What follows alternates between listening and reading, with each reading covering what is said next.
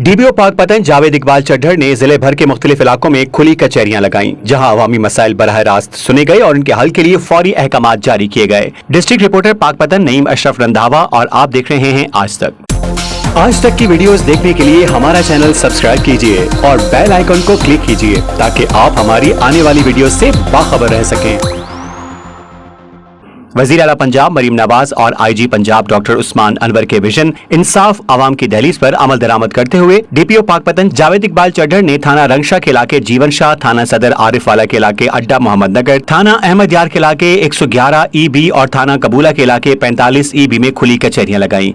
इन खुली कचहरियों में SDPO आरिफ वाला सर्कल और मुताल्लिका SHOs ने भी शिरकत की। डीपीओ ने दरख्वास्त गुजारों की शिकायत सुनकर फौरी अहकाम दिए कि तमाम मसाइल को टाइम फ्रेम के अंदर हल करके रिपोर्ट पेश की जाए। मजीद गुफ्तगू में डीपीओ ने कहा कि खुली कचहरियों का मकसद आवाम को थानों के बाहर चौक चौराहों पर उनकी दहलीज पर इंसाफ फराहम करना है। पाकपतन पुलिस जराइम पेशा अनासर के खिलाफ भरपूर कार्रवाइयां कर रही है और जिले को हर किस्म के जराइम से पाक करने के लिए पुरअज़्म है। मजीद खबरों और न्यूज अपडेट्स के लिए देखते रहिए आज तक, खबर सच के साथ। आज तक की वीडियोस देखने के लिए हमारा चैनल सब्सक्राइब कीजिए और बेल आइकन को क्लिक कीजिए ताकि आप हमारी आने वाली वीडियो से बाखबर रह सकें।